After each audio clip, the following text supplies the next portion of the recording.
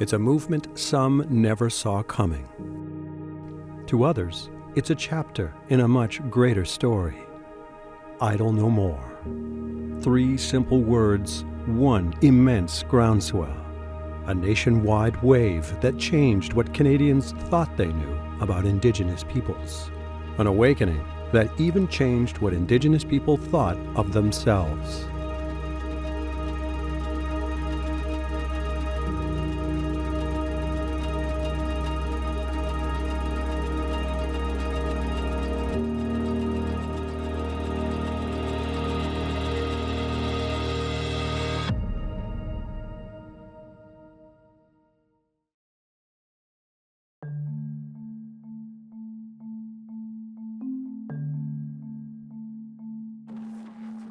Idle No More emerged as a direct response to Bill C-45, a bill critics said weakened environmental protections and put First Nations lands at risk.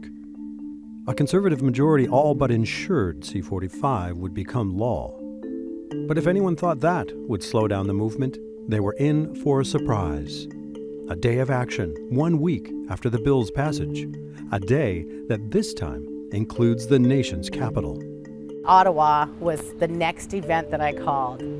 It was starting to blow up. Things were happening in Toronto, things were happening out west, things were starting in the east, nothing was happening in Ottawa. Together with Linda Gitchik-Ezek, Tory Kress helped coordinate the December 21st rally for Parliament Hill. A rally that going in seemed likely to exceed all expectations, organizers included. When the event page numbers kept going up, we're like, you know, 10% of the people that say going show up. Like, you know, it says 1,500, and then it's like 10,000, and then we're like, okay, this is insane. What's going to show up? Meanwhile, Harper loyalists did their best to downplay what was coming. Do you understand the Idle No More movements and some of the chiefs' movements about lack of consultation? You know, there's a movement happening called Idle No More. I'm not quite sure what it's about. I mean, obviously, it started with opposition to Bill C-45. Now it's, you know, we're hearing things about sovereignty and, you know, access to resources, and it's the whole gamut of issues. And so, you know, I think that at the end of the day, people have the right to protest in this country. You know, all I have to say is that hopefully these protests will be civil. But the next morning in the nation's capital, civility was the last thing on the minds of organizers. Their only real concern that day? The weather.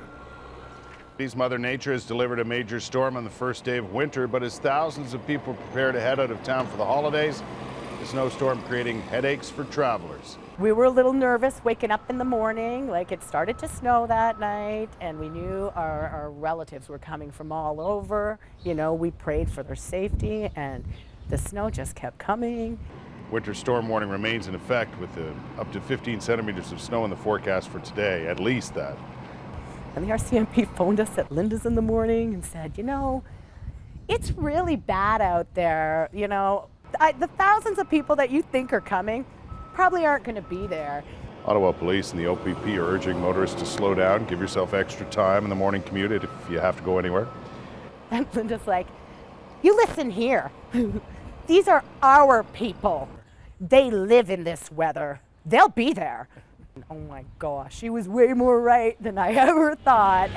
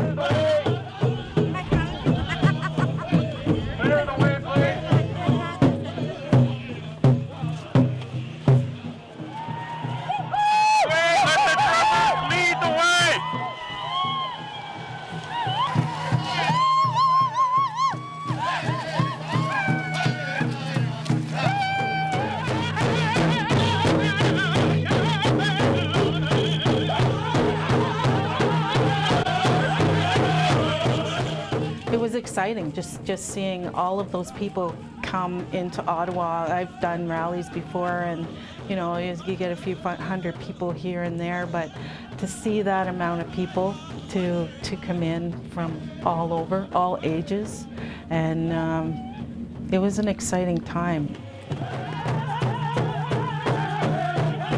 And people were just singing, and it didn't stop. People kept coming.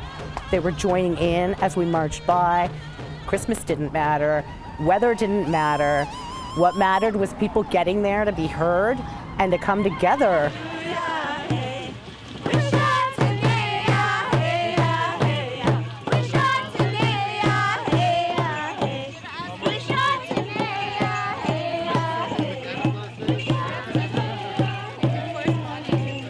I think one of the images that I think a lot of us take from that day was the women with the drums leading the march up Wellington.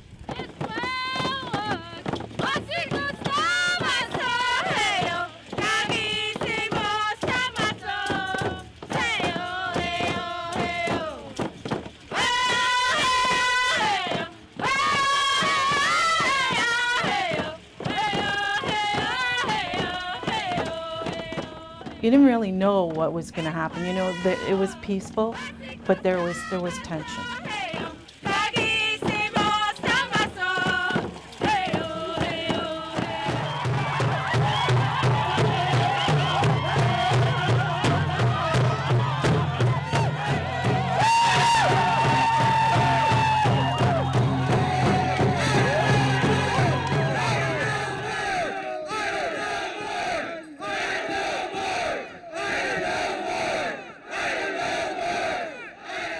And I know at APTN, we were trying to keep up with everything and trying to take in, because there was like Ottawa wasn't the only place that was happening, right? There was stuff happening everywhere.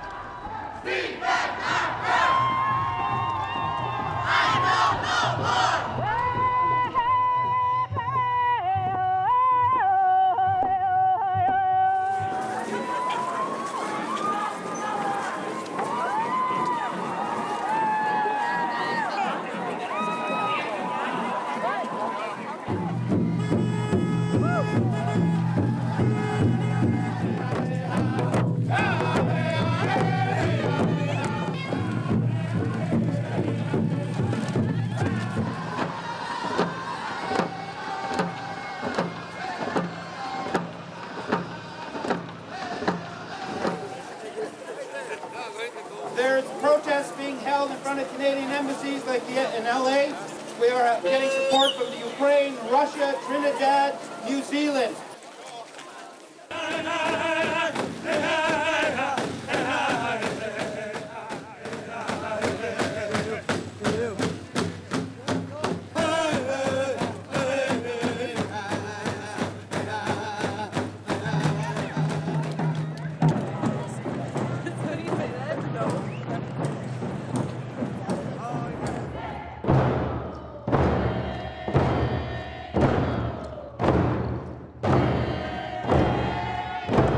And we're moving forward in the solstice today, united with everyone across the country, and I know together that we are stronger.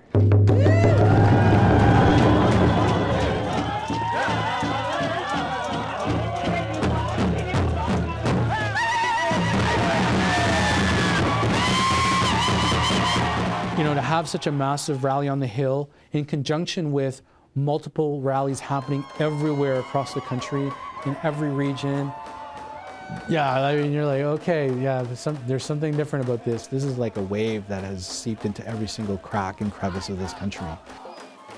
And then there was that massive circle dance at the end that was as big as the Parliament Hill lawn. It was incredible. And it just went on and it went on and it went on. And the sun was setting and it was getting dark, but people just kept dancing.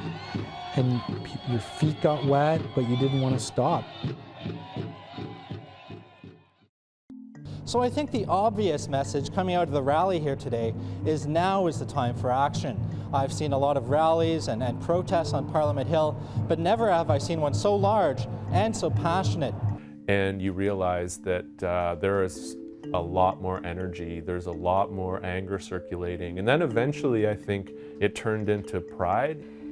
You know, those moments as well when you realize, wow, this is big and this is encouraging, and this is why we can't stop, because it's spread so far already. Another message coming out of the rally here today is one about respect. First Nations want a nation-to-nation relationship with the government, and they want their treaties implemented and respected. They are also tired of having the government pass legislation without consultation. So I think that leaves three big questions remaining. How long can Chief Spence maintain her hunger strike? Will the Prime Minister give in to her demands? And will this movement, the Idle No More movement, escalate or dissipate? But 11 days into Spence's liquids-only fast, the prospects for a meeting remain remote. Is the Prime Minister going to meet with her? Well, I can tell you that Chief Leo has met with senior members of the Prime Minister's office as recent as today. Minister Duncan, of course, has put out several invitations directly to Chief Spence. Right, we know that, but she says it has to be the Prime Minister and the Governor-General, or else she's going to starve herself to death. In fairness, Chief Spence had started this process very specifically identifying community issues. We've responded to those. With respect to issues that may be more national in scope, we think it's responsible that Chief Leo continue to have discussions with Minister Duncan. Is it a yes or no to the meeting? We're going to continue to have a dialogue with the National Chief and go from there. So it may be. Thanks.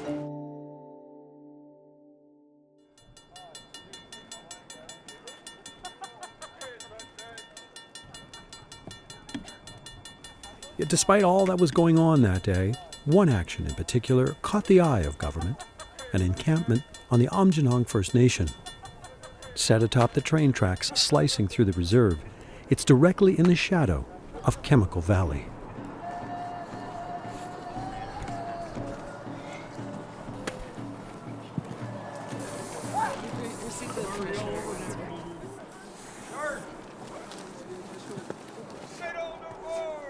Theresa Spence! This is why we're here. This is why we're doing what we're doing for this woman right here and all of our communities across the nation. She became the catalyst for why they were doing it almost. It wasn't even really even for I Know More, I don't even know anymore. It was for Spence. Do it for this chief.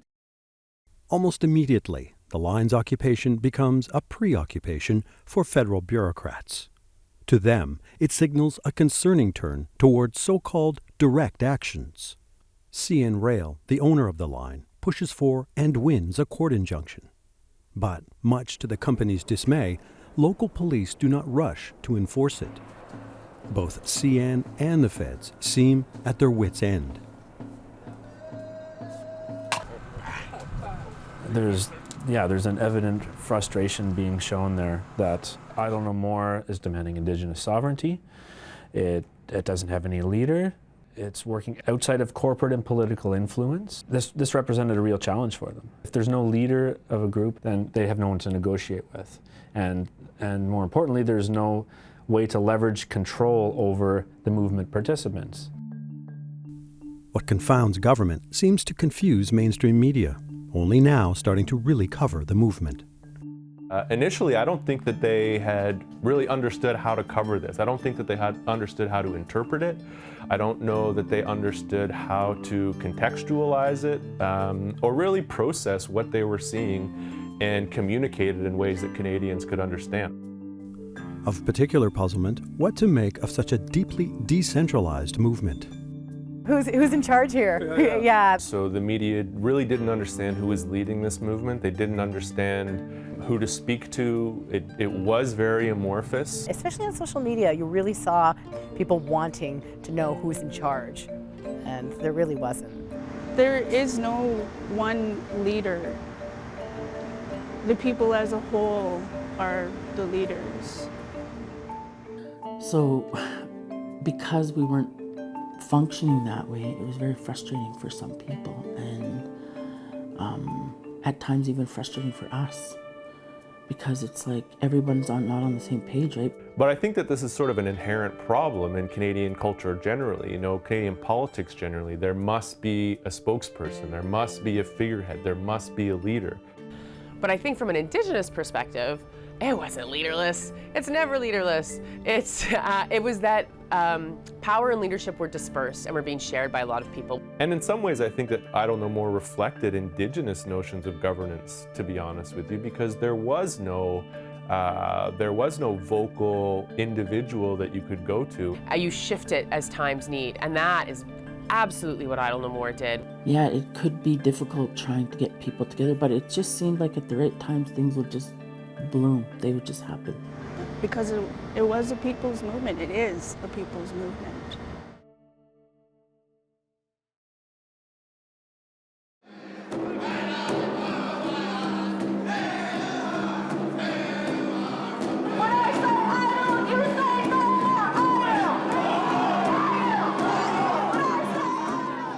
However indecipherable aspects of the movement were to some, there was no mistaking its growing numbers. The very next day, after the nationwide actions of December 21st, supporters make their presence known at not one, but two of Winnipeg's largest shopping malls.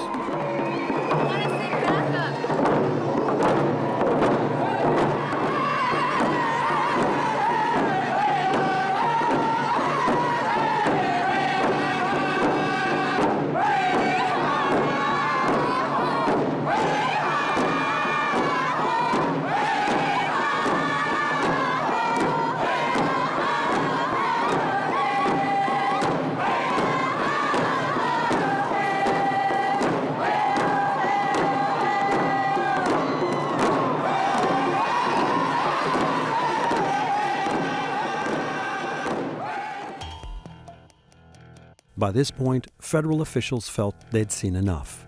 In order to keep pace with the movement, they would have to step up their surveillance. Facilitating it all, the Government Operations Center, or GOC. Set up in 2004 and housed within Public Safety Canada, its stated security-driven mission is to help coordinate responses across departments and agencies to events affecting the national interest. So I think surveillance, monitoring and control of Indigenous peoples, Indigenous communities has always been there. There's nothing new there. I think what the difference with what I Don't Know More is the sheer scope of and number of the protest and the geography of it. And we see that this created a threat in the eyes of the security agents, but also an opportunity for them to get together to say, okay, well, we need a way that we can integrate our resources on this, because there's so many actions happening so fast. We need a way, an efficient way and effective way to share intelligence, to get ahead of this, to be on top of all these different actions. Key to that integration of resources and intel, the department once known as Indian and Northern Affairs Canada, INAC. A bureaucracy that had long ago inserted itself into the day-to-day lives of First Nations people. And we see INAC as one of the major players in monitoring Indigenous protests going back for decades. No other federal department, or any department really, has as much information on people as INAC has on status people. Especially status, because of the registry. INAC acts as the principal conduit for information on Indigenous protests. Because they had so much information on communities to begin with, so they actually became a central distribution point for information. And I Don't Know More was the moment where these various agencies and departments were able to integrate or fuse their resources to be able to respond to what they thought was a considerable threat. Mobilizations from one coast to another coast to the third coast. So for them, it kind of was a new opportunity that was not seen before because of the scope of it, to create this type of policing infrastructure dedicated to policing Indigenous movements. With the full weight of government now invested in the surveillance of Idle No More, authorities decide to go even further. In addition to the various arms of the state watching the movement, security agencies begin to warehouse every bit of information they can find from wherever they can collect it. The security state, as we call it, or the RCMP and various police forces and security forces as well, are gathering a lot of data and trying to keep on top of the hundreds of different actions that are happening. And a lot of them are benign. There are these teach-ins, or there'll be, a symbolic protest somewhere, and you'll just have these, policing notes. So the police are there, they're writing notes, they're taking names, they're saying this many Indigenous people, this many non-Indigenous people.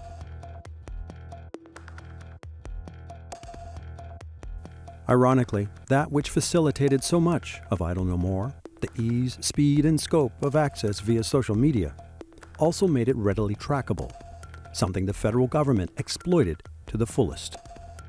But what security agencies and the police are essentially saying, that anything on social media is open game. This isn't just out there watching someone at a demonstration and watching the protest. It's watching the protest, but also cataloging, data banking, and taking more and more information. So just the fact that the sheer scale of how many events were happening and the ability to actually go about and gather information on all of these events and accumulate all of that is far surpasses anything that we've seen. I think it's terrible because we've been oppressed for so long. We start organizing and there's movement being made, and it's more oppressive action, and it's a terrible thing to put on people, especially when we've been held down for so long. Yeah, it was despicable for them to do something like that.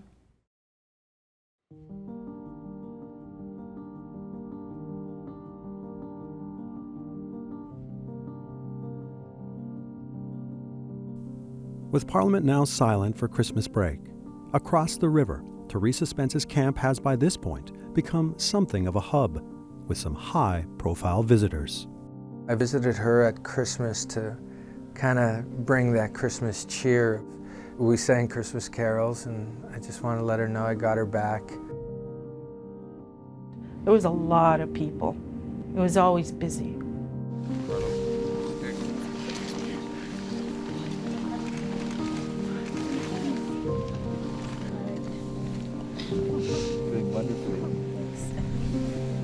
There was a scrum, like people were shoving to, you had to fight to get in there, to get your spot. It was a circus.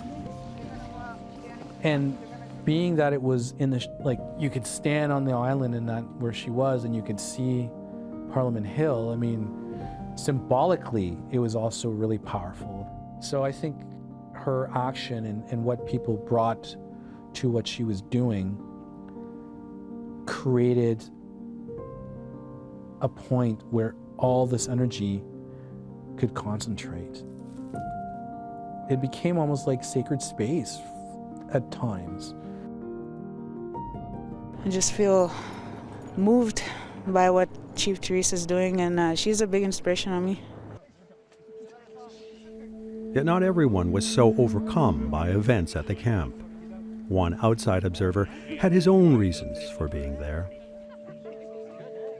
An RCMP officer who was actually, the main liaison on the Hill whenever there was anything happening, no matter how small, he was usually there. And his name was Wayne Russet. A so-called Aboriginal and Ethnic Liaison Officer for the National Capital Region. It's around this time that Russet circulates some ominous views. And this RCMP officer, who was always there for all these protests, wrote to his colleagues and superiors.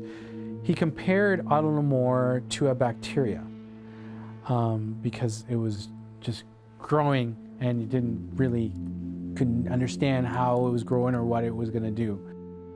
Russet concludes there's a high probability that Idle No More will become much less compliant to laws, claiming the escalation of violence is ever near. I think that says a lot when the one officer who rubs the most shoulders with Indigenous people and around the most Indigenous protests determines that Idle No More is like growing like a bacteria.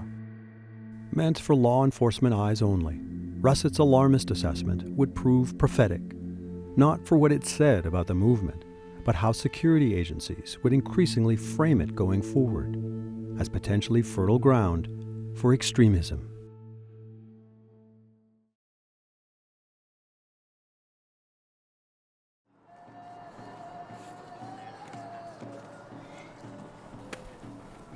It's nearly a week after the injunction against the Aamjiwnaang blockade. Hours away in Toronto, CN Rail is back before a judge. It wants to know why local police have yet to enforce the order. But it's their call to make, and Sarnia police still see no reason to move in. We're ready, man. When they get here, we got weapons. It packs a wallop, eh?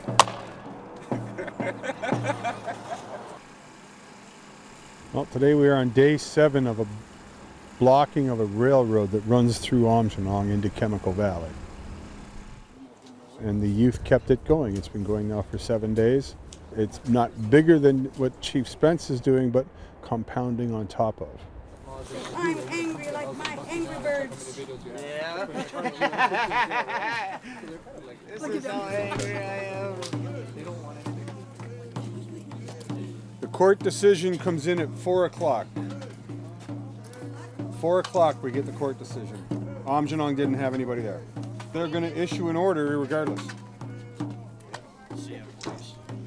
Our position is pretty clear. These tracks behind us run across this road illegally. There's no permit for them to be on this road. Therefore, they can't ask us to move. We can ask them to move. So should a court rule against us in a court in Toronto, then we will appeal that decision based on the fact that they don't have any documentation that gives them permission to cross our roads. And I'm surprised a court would allow this to go forward without that permission being there anyways. I think we're going to be here for a long time. I think we'll watch springtime come here. CN tells the court that the blockade has backed up over 1,000 rail cars, carrying everything from propane for home heating to ingredients for making plastics. It argues industry, jobs, and lives are at risk as a result. By day's end, the Ontario Superior Court agrees with CN and extends the injunction indefinitely. As 2012 draws to a close, the typically quiet holiday season proves anything but. More blockades sprout up. In Seton Lake, BC, freight stays put between North Vancouver and Prince George for 3 days. In Quebec's Gaspé region, 2 Mi'kmaq-led actions. A group in Gaspésiac ties up the highway running through their reserve, while members of the Listigouche First Nation block a rail line near Pointe-à-la-Croix.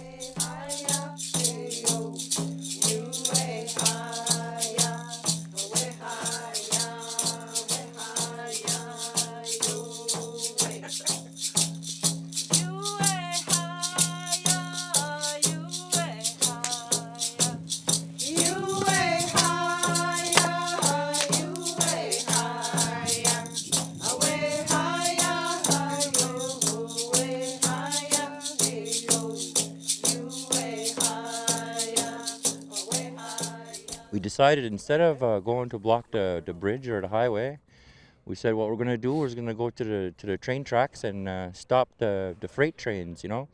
These freight trains, they carry our the resources that were exploited, you know, just here in our backyard, you know. Seems like the only thing the government understands is when money is affected. When it comes to someone saying we're breaking the law, maybe they shouldn't have ran the tracks in our backyard, and maybe, you know, then we wouldn't have to block them. I look at it this way, what we're doing out here is just a small sacrifice compared to what Chief Spence and the other elders and the other people across the land who are on hunger strike and fasting in solidarity with Spence, you know. And, you know, if something were to happen to Chief Spence, I mean, this is only a taste of what could happen here in Listigouche, you know. God forbid that something happens to Chief Spence, but you know, she's in our thoughts daily, you know, minute by minute. As night falls in southwestern Ontario, up to 3 dozen Mohawks from Tyendinaga take to the tracks. For at least 3 hours, their blockade strands some 2,500 passengers headed to and from Ottawa, Toronto, and Montreal. In Tynega, that's the main line. If that's shut down for an hour, it's millions of dollars. Amidst this swirl of events, Idle No More's founders issue a statement claiming blockades are not in line with peace and solidarity and may only detract attention from the movement's goals. Then news breaks of at least 50 chiefs from BC to the Maritimes exploring indefinite economic disruptions should Spence's demands continue to go unmet. But the founders contend the chiefs do not speak for the grassroots. Enter Chief Spence, who declares we are at a historical moment. I ask that grassroots, chiefs, and all community members come together in one voice. Forced by events on the ground, a debate now plays out in public. So the blockades, I understand, they got a lot of attention. Some people were afraid of them. I didn't think they were scary. I think there was real concern on behalf of certainly the state and probably lots of Canadians that the Indians were getting restless, right? And so I think there was also a concern that things were going to get out of hand violent. Excited and scared at the same time.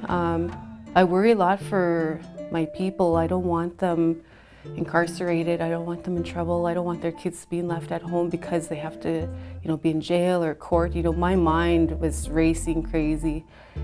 By the time we Indigenous people get to the point that we need to blockade something or we need to do something extreme, we've done everything else we can, right? I mean, we're not sitting at home being like, oh, where am I gonna go protest today?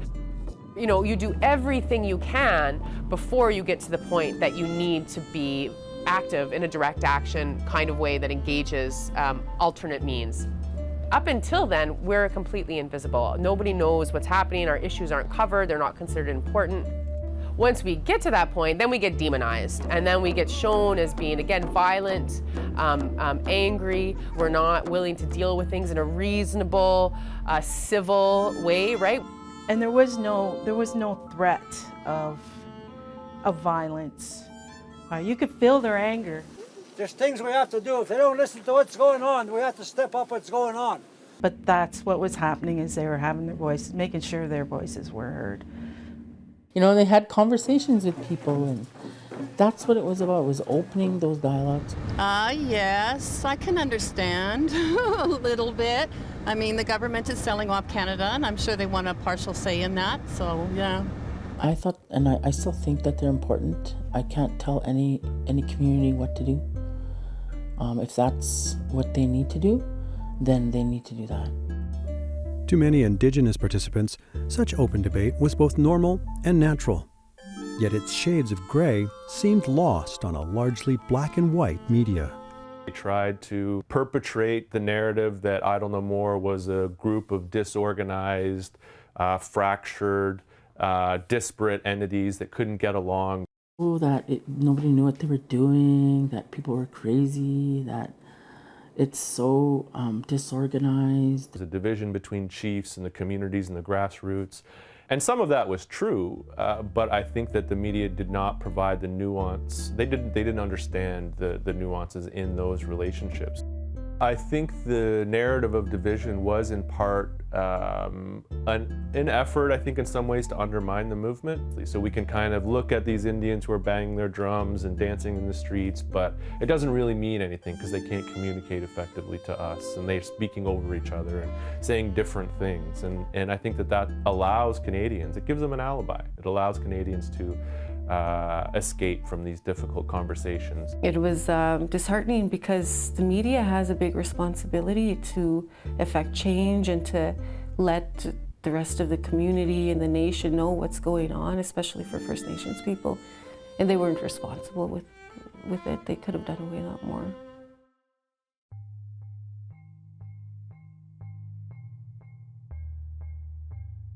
But even as media minimized the movement, the government's response told a much different story.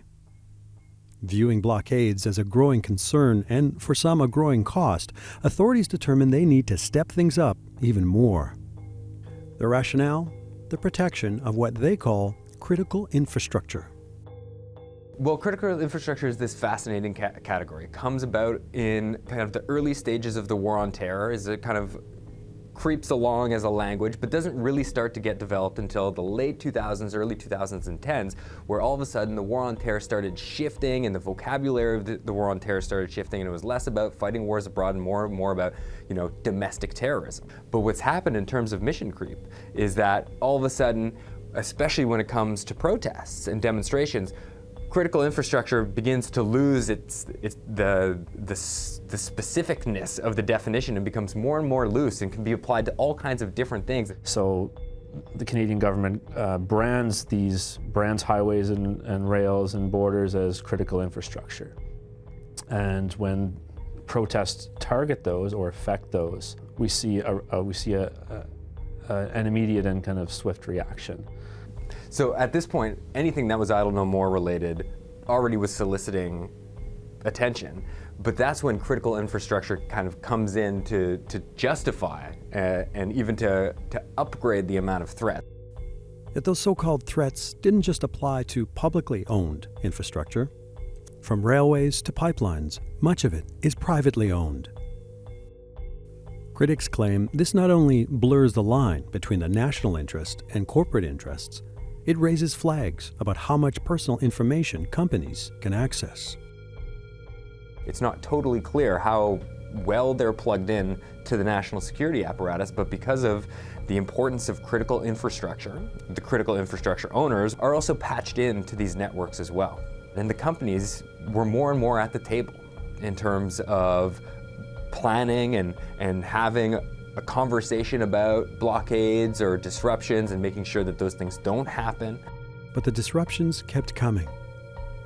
By this point, word of multiple actions planned for January 5th was now widespread.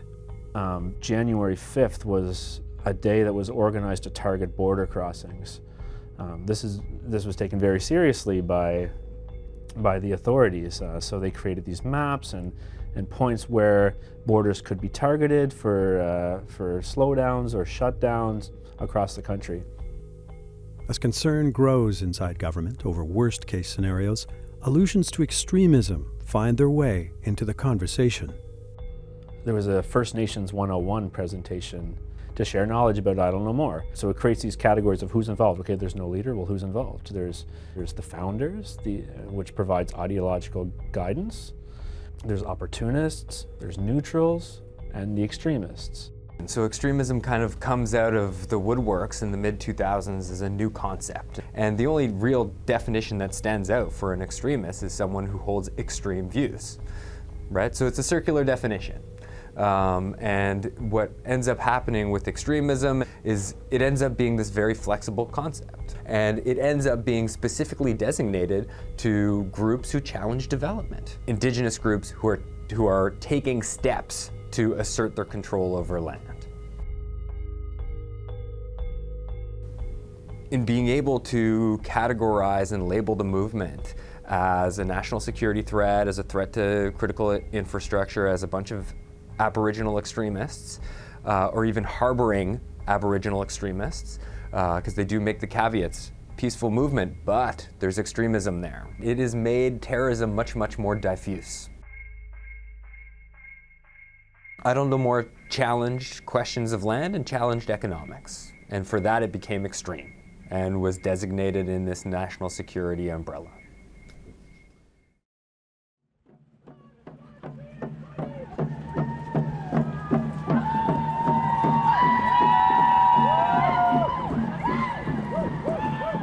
Meanwhile, at Winnipeg's busiest intersection, on a New Year's Eve set to plunge to -28. But I remember walking up to there, and there was already people gathering up at that famous windy, cold corner of Portage and Main.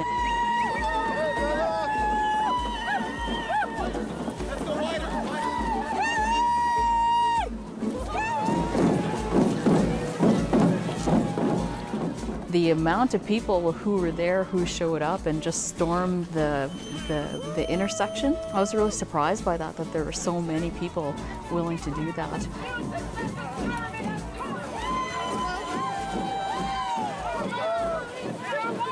It was just a super cold day. I remember it being so cold you could just hardly take off your mitts and not have your fingers freeze.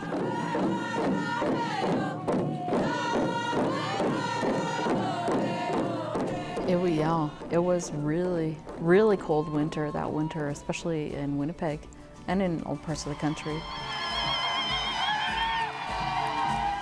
I remember being cold, wet a lot of the time. Because it happened in the teeth of winter, right? It happened from December into January, when winter is, usually at its harshest. I think maybe the cold just really helped solidify that unity and how determined people were to get out there and show their views no matter what. I think in a way we have this arrogance about ourselves as as Niche or Blackfoot or Cree or whatever, that we can handle any weather because we're from this land.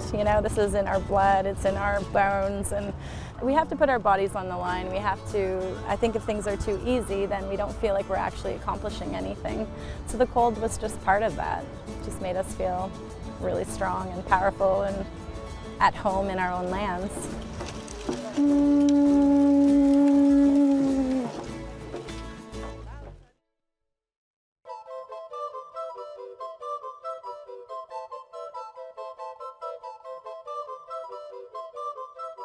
January 3rd, 2013.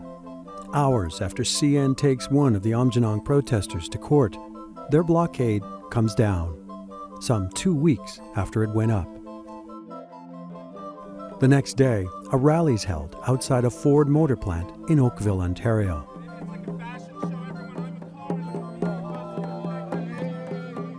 Inside, Prime Minister Stephen Harper announces a new fund for the auto industry.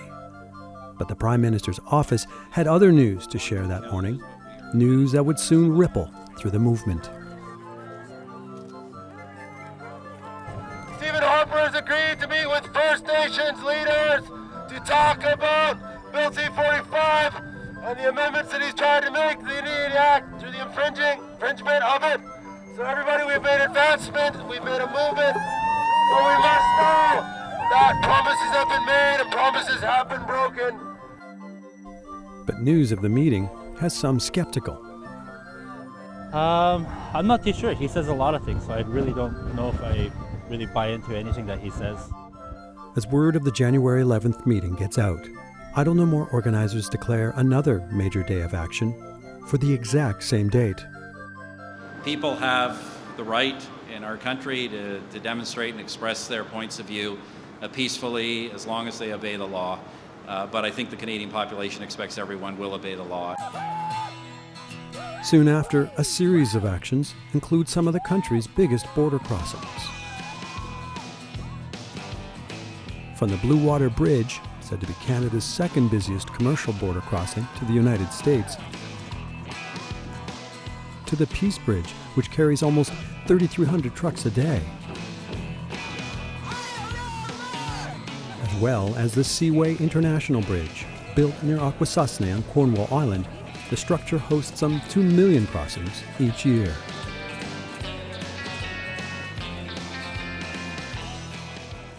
Seemingly ever expanding, the movement's actions can now be felt by a growing number of Canadians. Perhaps not surprisingly, some were less than receptive.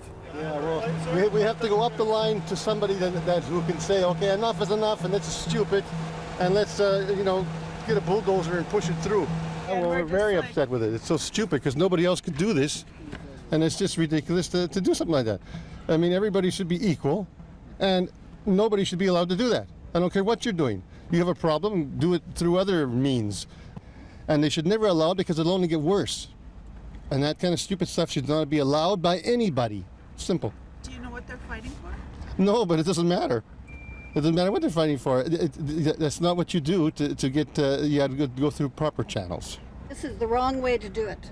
And they are just building further resentment toward them.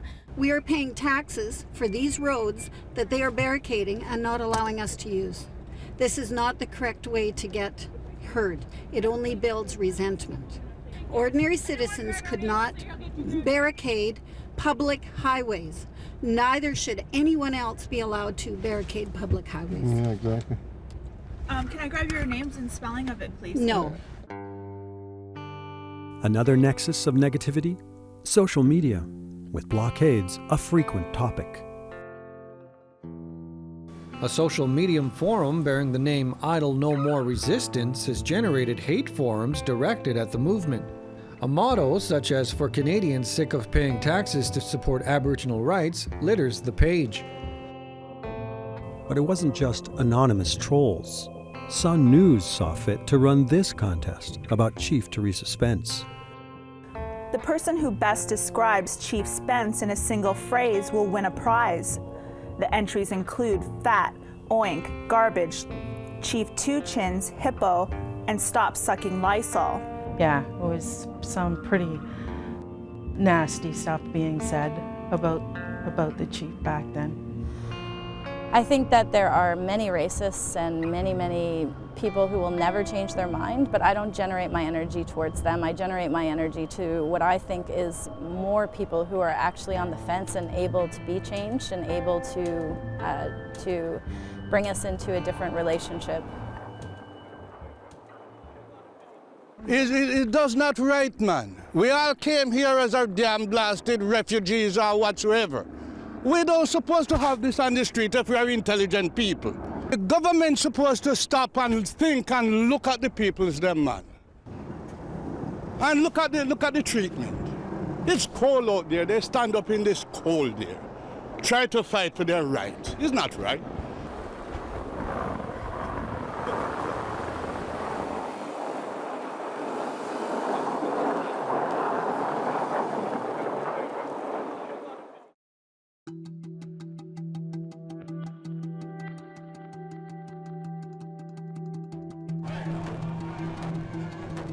January 8th, 2013. With demonstrations, round dances, and blockades at a fever pitch, with the meeting between Harper and a contingent of chiefs set for the 11th, Idle No More founders announce a leaders' summit of their own, also on the 11th. Dubbed a Sovereignty Dialogue, it will take place in Fort Qu'Appelle, Saskatchewan. Now with two options to choose from, most chiefs seem to keep their focus squarely on the nation's capital. On the eve of a meeting between First Nation leaders and the Prime Minister, emotions are running high and some details remain unclear. Ottawa was bustling with chiefs, meetings, and media today. Everyone wants to know who will be at this meeting and what is expected to come out of it. As expectations rise, so does the tension, including at an early press conference that day near the Hill. And thank you, everyone, for being here today. We have arrived at a moment unlike any other in the history of our peoples. We are hearing the voices that are being articulated through Idle No More and the rallies that are happening not only across this country, but throughout the world. We said we would be at a tipping point with the growth of our population exploding over half under the age of 25. That tipping point is now. We have arrived at the fork in the road. It's got one of two choices. The suggested easy road that people suggest, the tinkering with the Indian Act and the overstepping of treaty rights and the ignoring of the plight of First Nations. Well, you cannot ignore what is happening with Idle No More. But we've got to dig deep and say we're not going to allow this supposed complexity to stop us from transforming the lives of our people in this country, as well as bringing a sense of real reconciliation between First Nations and Canadians. But the Assembly of First Nations finds it too is at a crossroads.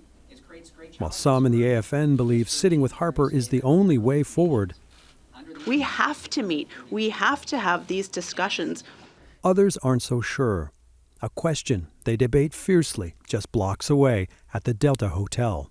They say they're not happy with why they're here. We shouldn't have to starve ourselves to meet with the government. We're starving enough as it is in our own communities. And a lot of the leadership was there. You had the treaty chiefs, you had the BC chiefs, and you had a lot of grassroots people in this meeting. And it was unlike any AFN meeting that I had ever seen. It wasn't really structured. It was all over the place. People were speaking out here and there. Many voiced concerns that Harper's effectively dictated how the meeting will proceed and with whom. And I Don't Know More was not about doing things on Canada's terms, but finally doing things on the nation's terms. And I think that there was a lot of fear that if we were not assertive, that the leadership did not bring forward those really important concerns from the community level, that the whole movement could be co-opted by the chiefs and suppressed through these formal mechanisms. Now, if we were to come here tomorrow and make a new money deal so that they could continue to manage us, we'd have lost the day. And our people on the streets know that. We would have lost the day if we came here to make a financial deal tomorrow. What we really need to do is break away from that colonial rule, that colonial history. One of the main messages that was coming out from the Ontario and Prairie leadership was, do not agree to that meeting. We want to determine the place and who attends this meeting with the Prime Minister. After days of uncertainty, a meeting with the Prime Minister has been confirmed, and it will be at Harper's office. The Governor-General agreed to meet with leaders for a ceremonial gathering following the meeting with the Prime Minister. But David Johnston will not be at the working table with chiefs and the government. Not good enough for Chief Theresa Spence. Hunger strike will not end until all the parties are at the same table. Is it necessary that we meet with the Governor-General and the Prime Minister at the same time? Some people say yes. I say we should do the right thing. And what is the right thing? Is it necessary they meet with all the chiefs at the same time? The chief said behind me that it's necessary that they meet with the chiefs at the same time. Not 35, not the AFN, but everybody. But while these chiefs were arguing and fighting amongst themselves to who should meet, that's when I began to see the chiefs taken away from the movement. Why do we once again have to bow down to Prime Minister Harper and let him say, I only want 30 chiefs here? Why? That's not going to happen, right? The emotionally charged meeting lasts hours. Later in the evening, the national chief makes a surprise appearance. And it was interesting how it happened. We all heard National Chief Sean Atleo's voice.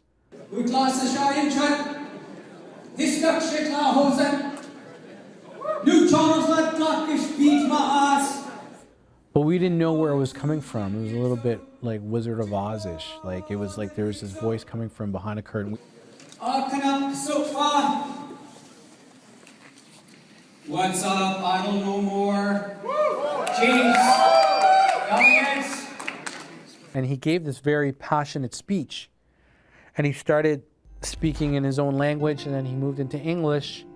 And if the government doesn't respond, we will act on our right to free, prior, and informed consent. If Canada won't stand up for the waters, for the medicines, for the animals, for the air, for the land, who's going to stand up?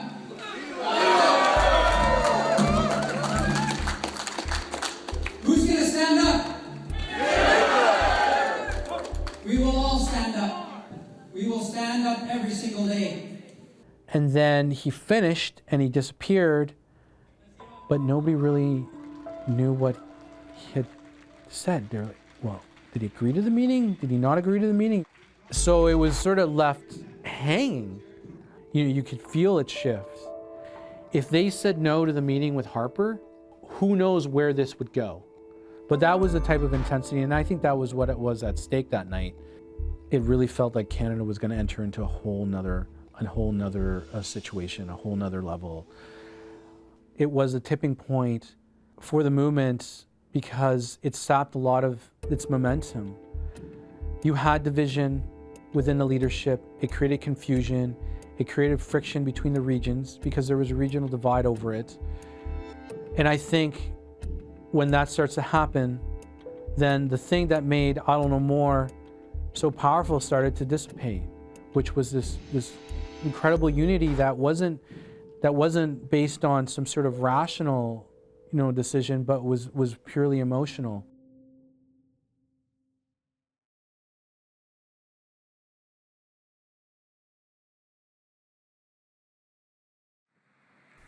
Morning, January 11th, 2013.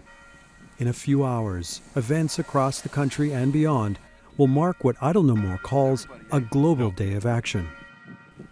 Also imminent, the controversial meeting between Prime Minister Stephen Harper and some First Nations chiefs. A meeting still hotly contested by those gathered at the Delta Hotel. We are prepared to go to a meeting and put our demands on the table. We're standing united. We're not going to attend the meeting. Instead, we've invited, as you heard already, the Prime Minister and the Governor General to our meeting, and that's our position. Frustrated their invitation has gone unanswered, a number of chiefs take to the streets. There hasn't been any Prime Minister that showed up and the doors were open, so we're marching there to protest. One of many protests, in fact, including Halifax, Montreal, Toronto, Winnipeg, Fort Capel,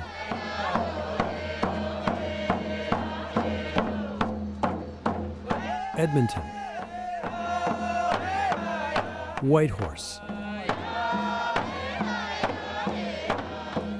Yellowknife, plus parts of the U.S. and beyond. Back in Ottawa, the chiefs soon find themselves among the thousands now assembled in the capital.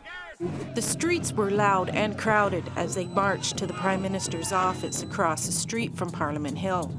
With flags, drums, and placards, they danced, sang, and chanted. By noon, it becomes clear the meeting with Harper will take place at his Langevin block office. As chiefs arrive, they are met by a crowd. Used to be a national leader at one time.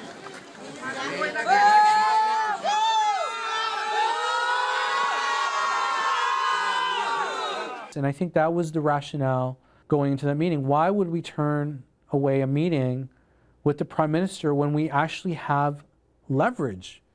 When you have all these people rising up, why not meet now? Why turn it down? Matthew Kunkam went in! He should have never did that! Yes. He was at my house, that guy. Matthew and his flunkies! He said 13,000 Cree want him to go in! Tell it! Did 13,000 Cree not stand with us? Ask them! Tweet out! Tweet out! Tweet out! It's not true! I don't believe that 13,000 Cree would want Matthew Kunkam to break the unity! Bad! Very bad! Bad! I'm gonna talk to his mum. In the end, just 17 chiefs go into the meeting, including Atleo. And according to, information that came out after the meeting, they could actually hear Idle No More inside the meeting room. They could hear the people rallying outside. It was so loud. With rallies wrapping up in Ottawa, some chiefs spend the evening at a separate, essentially ceremonial meeting with the Governor General. The day's discussions over, opinions vary as to what either accomplished. But they basically agreed to more meetings after that. And because there was such a deep split with the leadership, I think it created a bit of confusion within the Idle No More movement. It sort of left things a little bit muddled. Well, did Idle No More get what it was pushing for? Is this what we wanted? Because chiefs are seen as representatives of First Nations people, it looked like there was some concessions being made by simply attending the meeting. Whether or not That was the intention, didn't matter. It was all about the optics. In the minds of a lot of Canadians, it was sort of like, okay, it's taken care of now. The Prime Minister has sat down with these chiefs. They've had a meeting. It seemed like it was productive. There are photo ops. Now we can move on, okay? So you actually had all the political machinery in the country doing what it can to de-escalate the situation, because I think everybody realized on that side that they had to de-escalate it. I do think it sort of provided a release valve. I think it provided a release valve to reduce some of the pressure that Canadians and the government was facing at the time.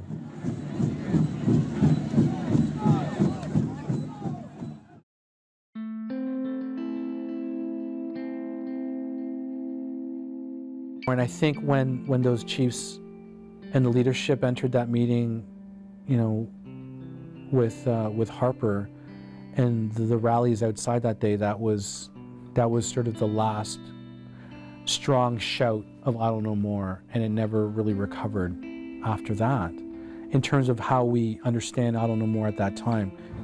I think the chiefs should have taken a backseat to their community. Because I believe that a lot of the downfall came to the chiefs because they basically took it over. They basically say, we'll take care of this.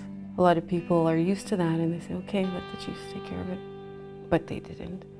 Like in terms of how we saw the AFN, what their role is, that became a question at that point, because the community was like, you're not representing us, you don't even know what we're asking.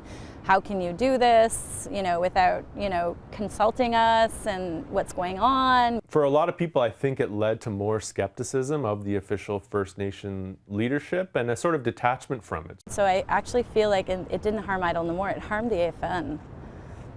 And it harmed the government too, because people knew very clearly that it was useless to turn to them for any kind of change. We had to do it ourselves. Yeah, I blame the chiefs a lot for, you know, the movement for not continuing as strong as it was in the early days. So I think holding them accountable for their role as leaders is important, but we also have to understand that they're inside of a system that is built for our failure. For all the criticism they face and all the faults that are often, you know, pinned on them, they are still leaders, and they do represent communities. And there are a number of chiefs that have been very active and very outspoken that we turn to for advice and leadership. The chiefs know the colonial system like nobody else does. And they did play a role in Idle no more. They did help with some funding. They helped with buses. They helped with organizing. They helped with support. They did support, you know, the rallies, and they did support through the rhetoric. So I just think we can't talk in blanket terms about chiefs, but as far as the system of Government Act chiefs goes, I hope it disappears. The meeting with Harper over, its implications less than clear. People's focus now turned to where things stood and what happens next. And I think it was sort of, okay, well, where do we go from here? You know, we've done these provocative things, and we've built on these weeks of activism, and what do we do now? And I think that question really was difficult to answer for a lot of organizers in the Idle no more movement. Where does Idle no more go from here? We'll continue to do what we're doing until those bills are removed from Parliament and Canada acts honorably and nation to nation and works towards Indigenous sovereignty. There's a lot of things that we could have done differently, so then the momentum could have kept moving. Although those were also learning experiences to respect the diversity of tactics as well as how people organize. So some people were taking the position, and again, this was largely academics, were taking the position that we needed these national movements to pursue Indigenous sovereignty and resist the settler state at all costs without engaging in it. And then you had others who I think were less academic, maybe more community-based, that were saying we need to use all tools possible to make these changes. And again, that sort of led to a sort of mass demoralization, because we did start to attack each other. The isolation kills you. The isolation stops you from moving. It can kill a movement.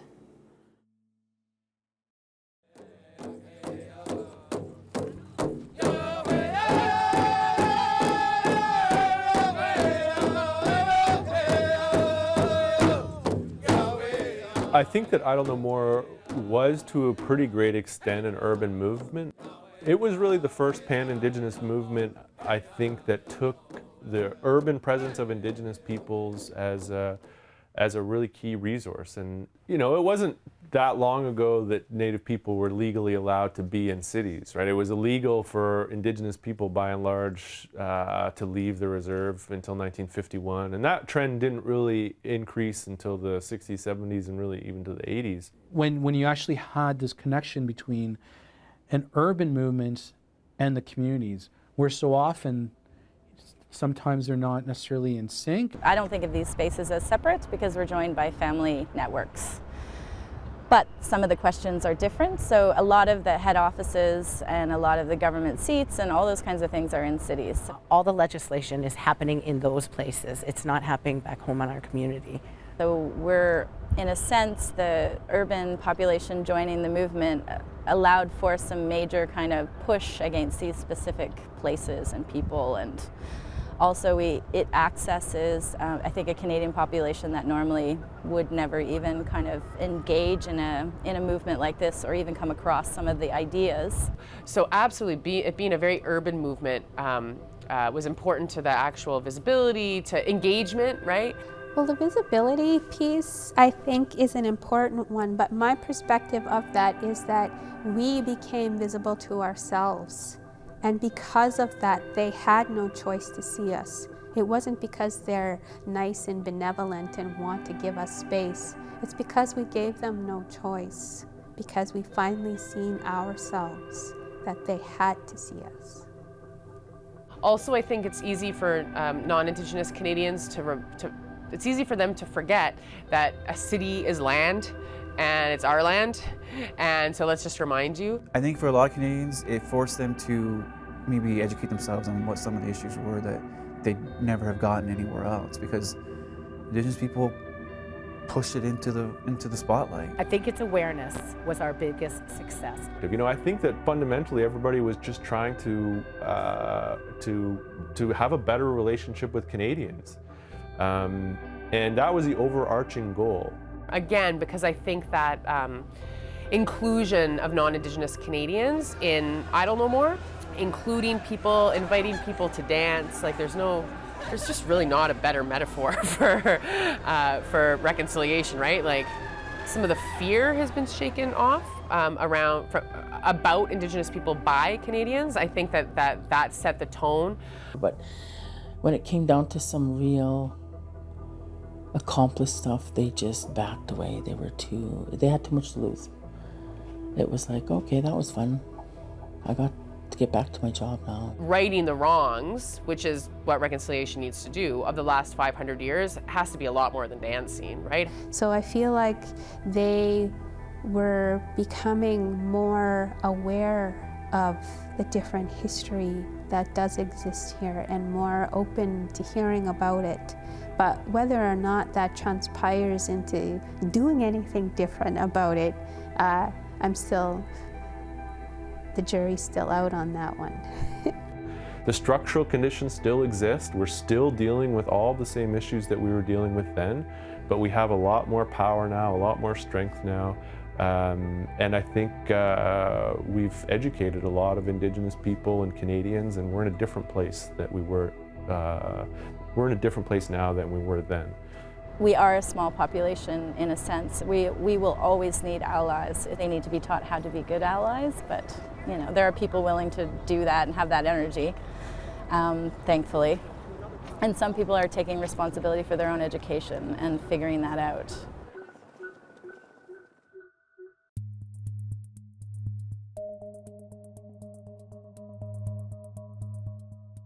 There's no doubt that Idle No More won new allies to the cause of Indigenous land rights among some Canadians. Canadians' government, on the other hand. We focus on kind of two main prongs of how the Canadian government feels threatened by these protests. So there's an economic aspect. The other aspect is the idea of Canada as a post-colonial society. So when we see these movements like Idle No More putting forth a different type of politics that challenge Canadian sovereignty, that are demanding the recognition of Indigenous sovereignty and calling for decolonization, we see that as well as being represented as a threat to Canada, because it's calling into question the idea of Canada. A different type of politics met with a distinct kind of policing, a so-called risk management approach. Based on the theory that the best way police can prevent threats is to predict them, that logic is taken to its extreme in the controversial Project Sitka.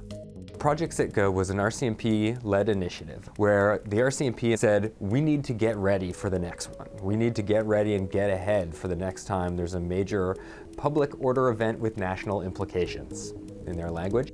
Executed over the course of 2014, news of the project only becomes public 2 years later.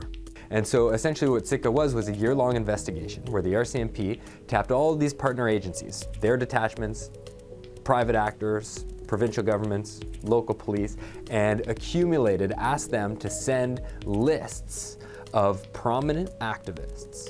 And they essentially gathered all of this information, gathered and pooled all kinds of personal information on 313 individuals, all kinds of data that was available in these data banks from protests from 2010 all the way to 2014.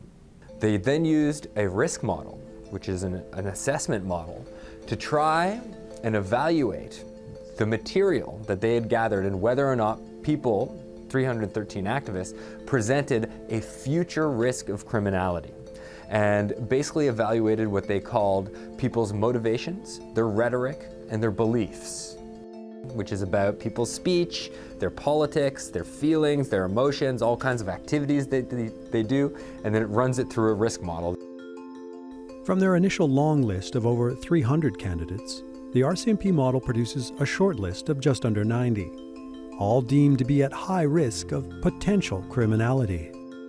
I mean, maybe some people in that list, face charges for activism, but beyond that,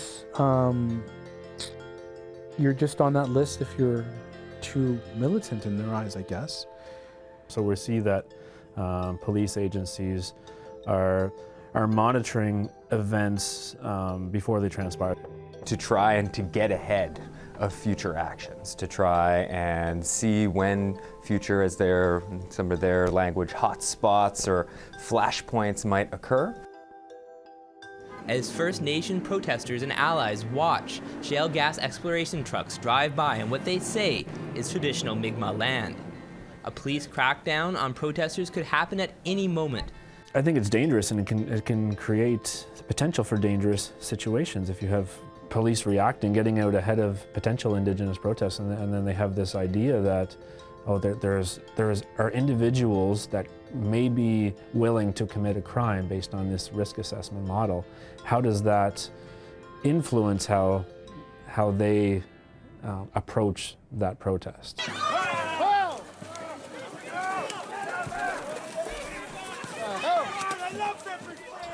And we see around different types of conflicts the approach of the police, like in Attawapiskat, where we see a very violent raid. To this day, RCMP continue to capture and collect data on the activities of activists.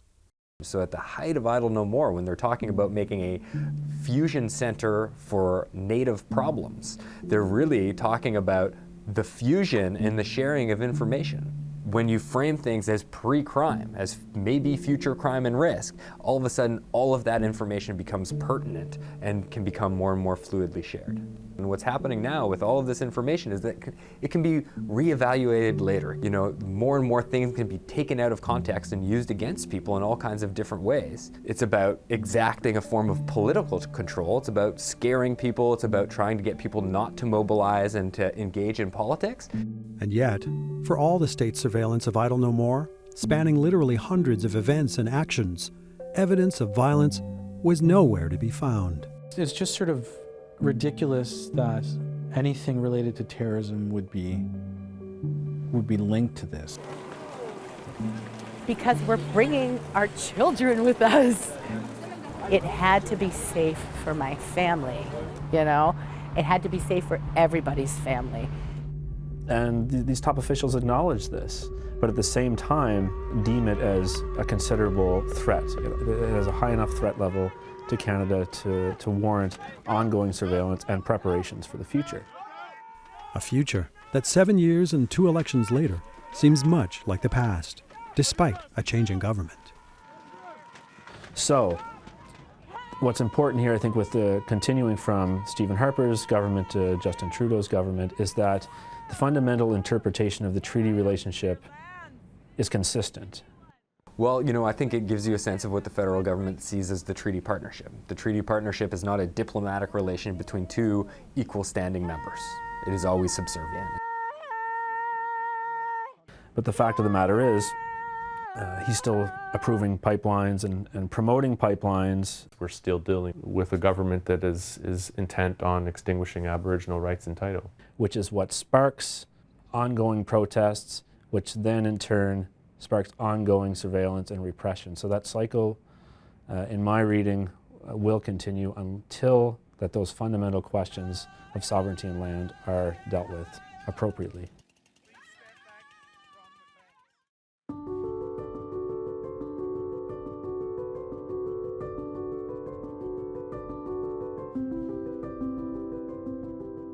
So if nothing changes in terms of the government and what they're doing, then we'll always have some form of resistance.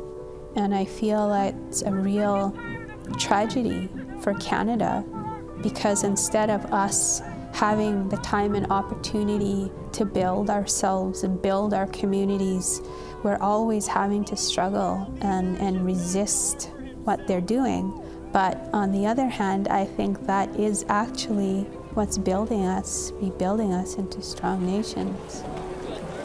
And people are all over waking up. Like now I'm awake. I've never knew that I had this kind of, power to do something, like from sitting in my room by myself. And then not just me, but it's going to happen to everybody all over the place. Their spirits are awake, the warrior spirits are awakened, And I think, another significant change was the consciousness among Indigenous people that was raised. I think that for the first time, a lot of Indigenous people started to contextualize their own circumstances, started to understand why they were in the situation that they were in. In using social media and engaging youth in the way that it did, the ability to empower a huge segment of Indigenous youth to feel like they can post, this is what colonialism has done to me, this is why I fight against it, this is what my community needs.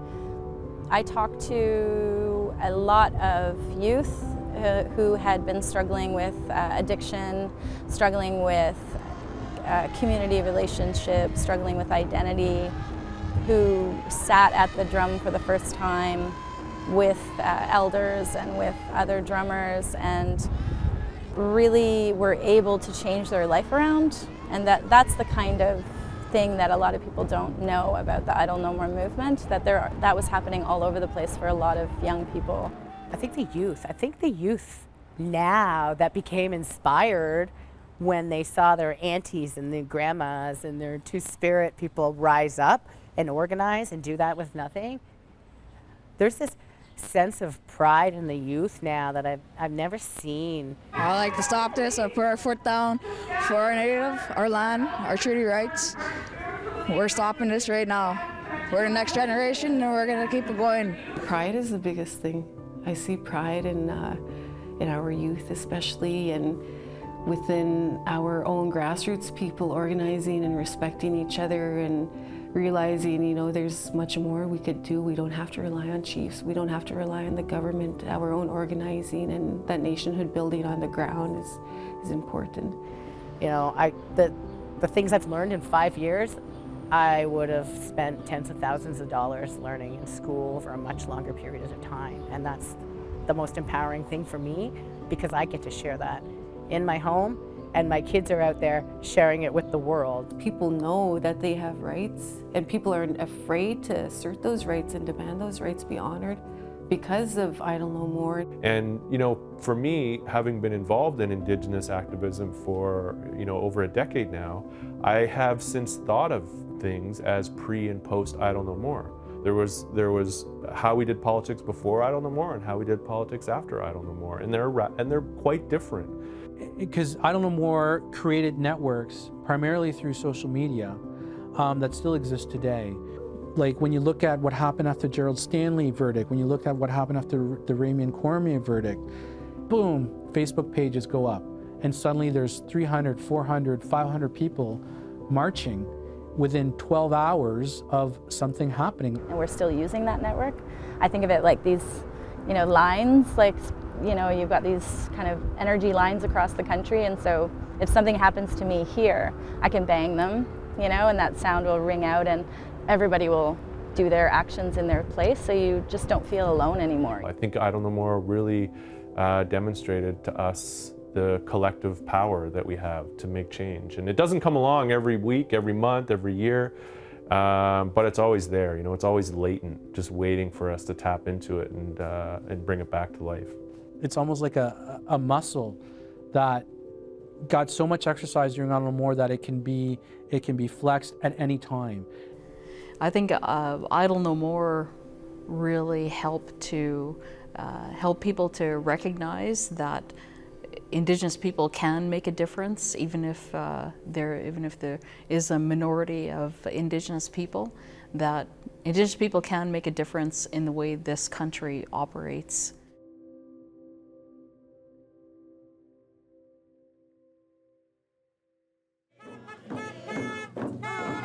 A bunch of us recently had a conversation about the impact of Idle No More and what has come out of Idle No More. And like most resistance movements, I think that, first of all, it's not done. People will say, so you guys are done now? You guys finished haying? Are you still doing that stuff? I'm like, what stuff exactly? We've never gone anywhere. We've changed into a different format. Even though that kind of large round dance part of it is done, the kind of commitment to those ongoing actions is, I feel, more prevalent, especially amongst the younger generation. Movement looks like lots of different things. It doesn't necessarily have to be always tracked and monitored on, Facebook or whatever, like movements always going on, so. Another misconception is that it was a protest. I really don't like that characterization. I think it was a dreaming, it was an action. That's very powerful. If you can dream something, you can make it happen. And so whether or not we're doing that on the ground, I think that thinking about all of the visions and dreams for the future that Idle No More helped foster, that'll be very powerful. It'll be very powerful to see as the years continue on what we create. So I don't believe that Idle No More ever ended, really. It has evolved, it has changed, it has taken on different manifestations, it has gone in multiple different directions among multiple different people. And where we are today is no longer Idle No More, but Idle No More lives on in those movements. Idle No More was every single person who joined a round dance, who joined committees, who did teach-ins, who did actions on the bridges, to close down railroads. Idle No More was all the parents who were bringing their kids to ceremony. Idle No More was all the people sitting at the drum. Idle No More was everybody coming out to dance. Idle No More was everybody doing actions inside their own places of work to raise awareness, to make change happen at all different levels. That's what I say Idle No More was.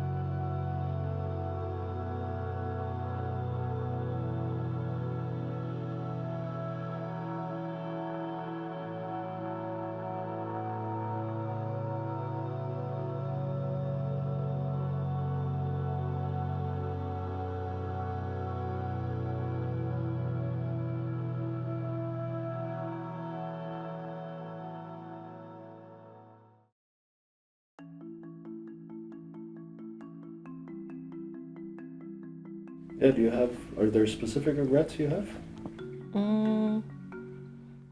Naming it Idle No More because everyone hates that name. Again, the hashtag's a little bit a misnomer.